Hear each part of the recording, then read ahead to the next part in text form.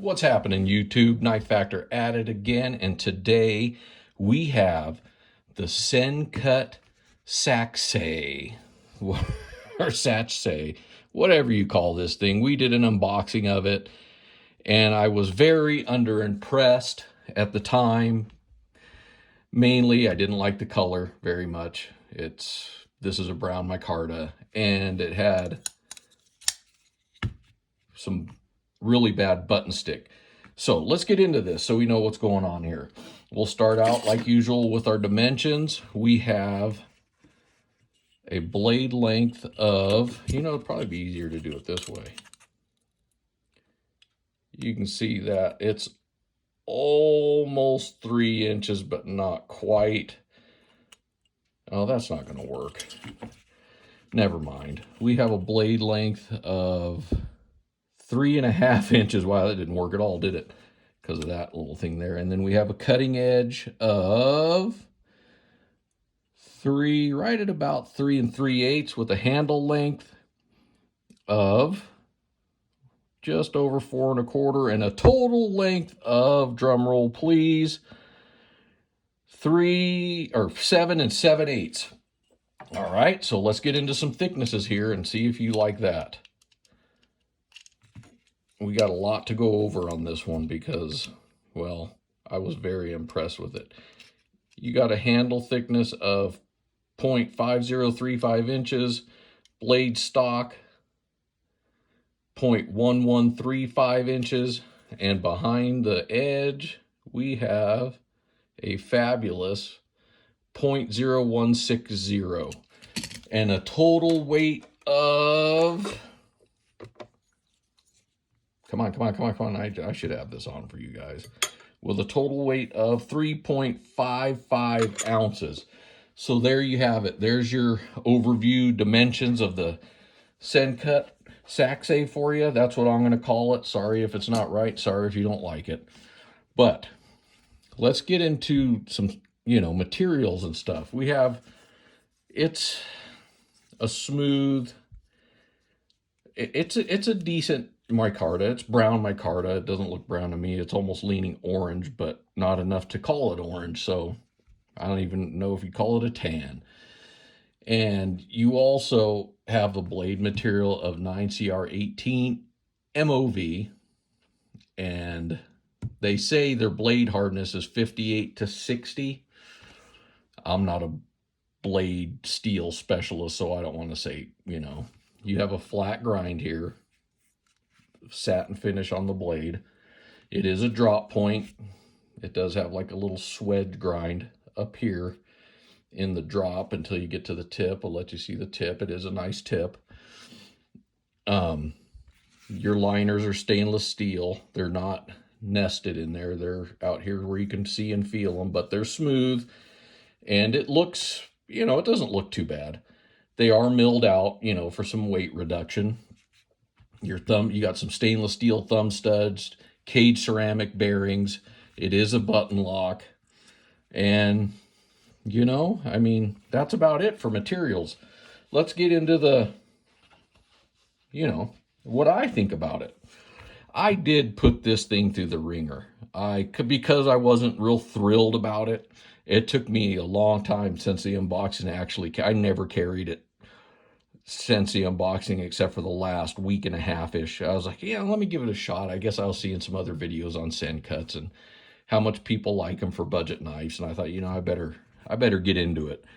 And, the button lock is a nice feature. You got a flipper tab. You got the thumb stud. The action's there. It works good. My only complaint as far as build quality and whatnot, and it might be repairable. I guess I have two little complaints. The button lock on my other Sencut, which is the Crowley, it had major button stick in it. Enough to where it was irritating. You could feel it. I did not like that. With Civivis, I don't feel that. I understand you're going to feel a click, but let me kind of show you what you got going on here. So you see where it sits inside there. kind of, you know, not your blade stop, but where the button rests right in there.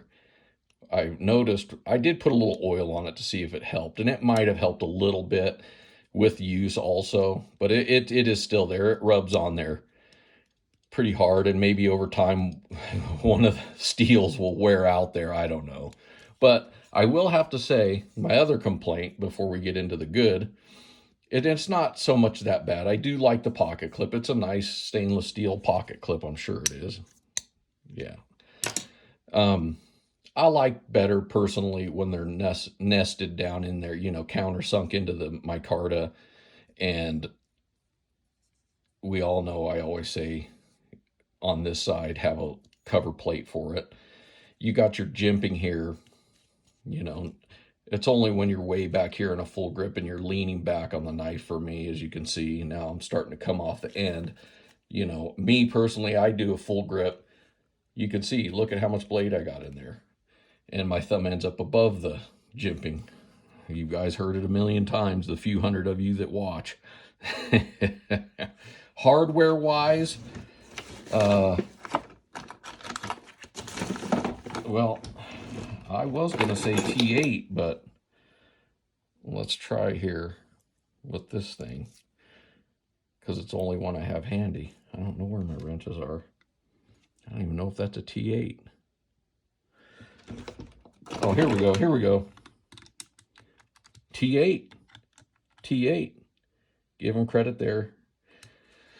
Okay, so comfortable in the hand. Like a reverse grip, like, you know, you're going like this. It's not the best. This does dig in a little bit. It's doable. You got to come back off of that a little bit. Now, if you're going to hold it like this, it wants to lock your hand right in behind that, so it doesn't feel, it doesn't feel as stable as if you were up here, you know, but you do have the big flipper tab, which is not bad. But in full grip, works awesome. Pinch grip, works awesome, comfortable.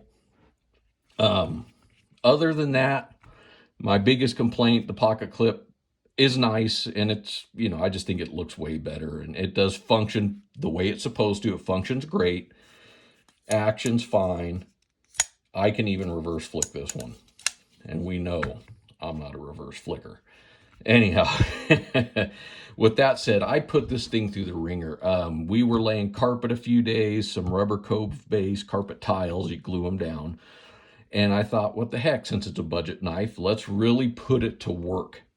I want to see what this thing is made of. And you know what? The blade shape, great. It did cuts. I put carpet down like this and cove base down like this. I was cutting carpet with the tip, cove base with the blade, carpet with the blade, you know, fold it up against the wall and cut it along the wall and the carpet. It really tears them up. You can kind of choke up here, but be careful. I like the sharpening choil right there with your grind back here. Gives you plenty of room. You know, if you're using, like me, I use a KME a lot. It gives you plenty of room to get in there. Your thumb stud can get in the way a little bit on that, depending on your angle. But other than that, I mean, the blade functioned great. I beat the heck out of it.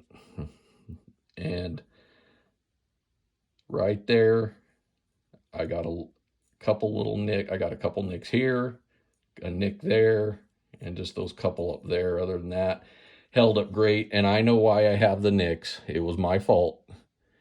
See that? Not too bad, though. They will sharpen out. It won't be a big deal.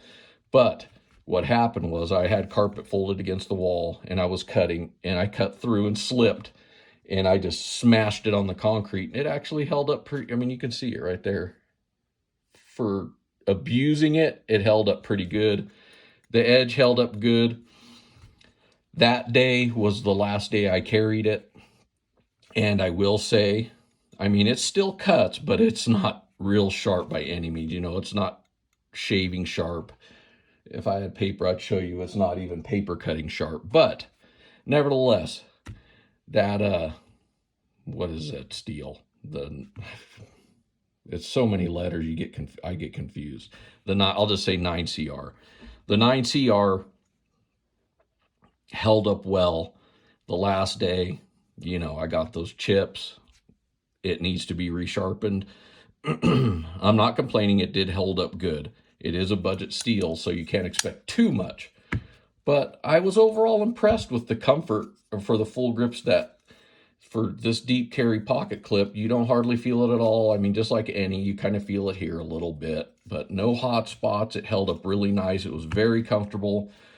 I don't like the button stick, and I don't like the color of the handles, but the color of the handles, that's biased, I guess you could say. So let's do some comparisons. We got a Benchmade Griptilian.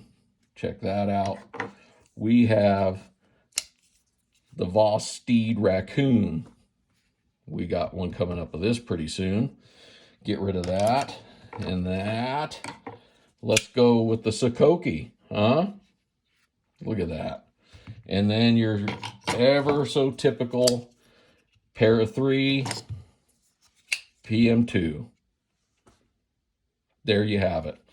All right, so that's all I got to say about that. And I decided I'm going to start doing a stogie of the day for you. Today, we are going to work on the man cave a little bit, and this is going to be our stogie of the day. It's a La Duena Jalisco number 2 by my father. This is a medium to full strength, 54 gauge, 5.5 inch length. You can see Jalisco already. Binder is Nicaraguan and U.S. Connecticut broadleaf. Fillers Nicaraguan and U.S. Connecticut broadleaf. And wrapper is U.S. Connecticut broadleaf with an origin of Nicaragua. So there you have it, ladies and gentlemen. Stogie smoke of the day and the Sencut Sachse. Thanks for watching. Have a great day, everybody.